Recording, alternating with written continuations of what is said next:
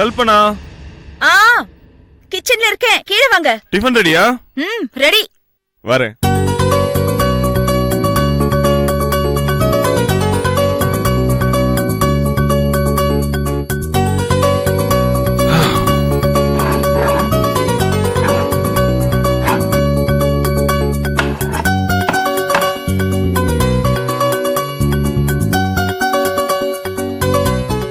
Hey, தண்ணி இருக்குதுமா. ஐயோ சாரிங்க, sorry.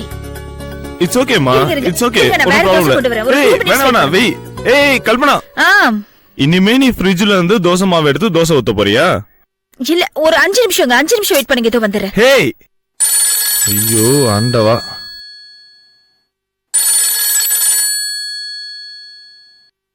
Good morning sir. S mister ராகுல், குட் மார்னிங். வாட்ஸ்அப் சார், நேத்து அந்த லேபர்ஸ் யூனியன் மீட்டிங்ல நான் பேசினேன் சார். என்ன சொல்றாங்க சார்? உங்க கண்டிஷன்ஸ்லாம் நிறைய இருக்கு சார். அத தெரிஞ்சுதான் உங்களை பேச அனுப்பிச்சேன். என்ன சொல்றாங்க எல்லாரும்? சார், அவங்க கோரிக்கைகள்ல நியாயம் இருக்கு சார். ராகுல், பிரச்சனையை எப்போதுமே தூரத்துல இருந்து பார்த்துதான் பழகணும்.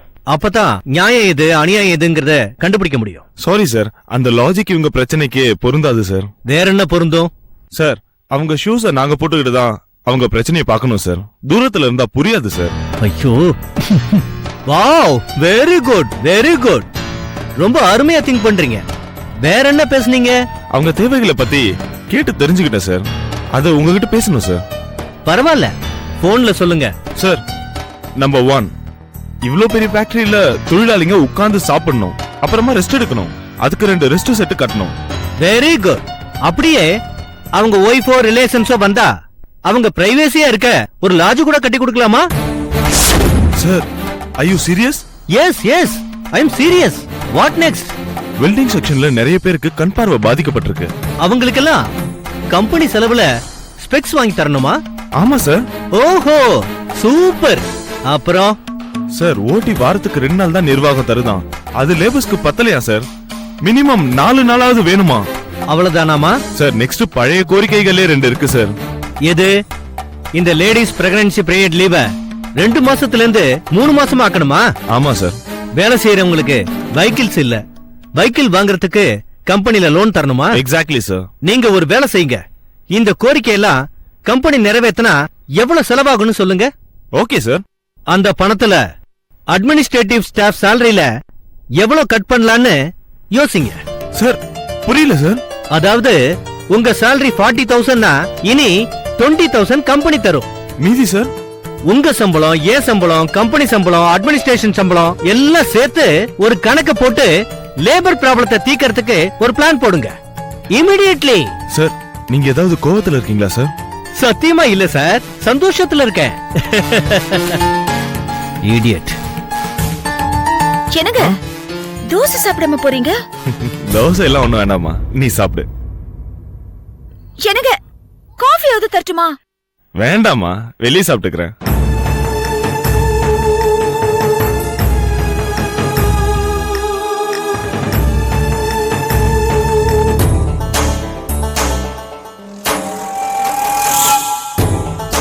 என்ன கஜினி சூர்யா மாதிரி ஃப்ரீஸ் ஆயிட்டான்? ஹலோ ஹலோ,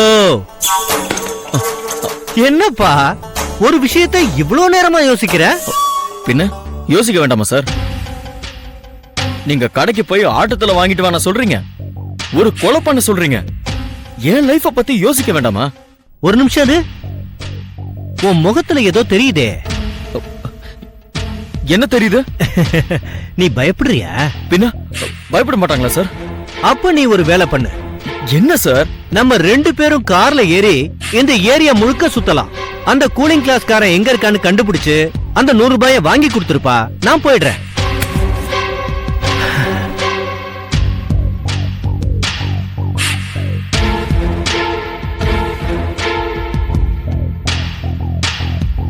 என்னப்பா, என்னாச்சு? வா போலாம். என்ன அநியாயம் சார் இது? ரோட்ல 100 ரூபாய் கிடைச்சது, அதை எடுத்ததுக்கு இப்படி டார்ச்சர் கொடுக்கறீங்க. ஏன் எடுத்த? ஒண்ணுதில்லன்னு தெரியுது தானே? டார்ச்சர் அனுபவி.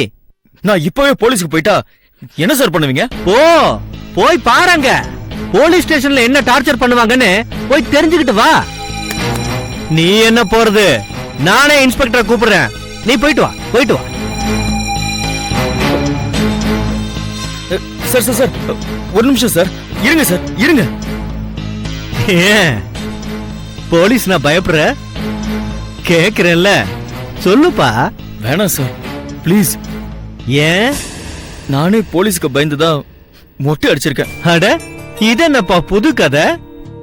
ஆமா சார், நான் ஒரு பொண்ண உயிருக்கு உயிரா லவ் பண்ண.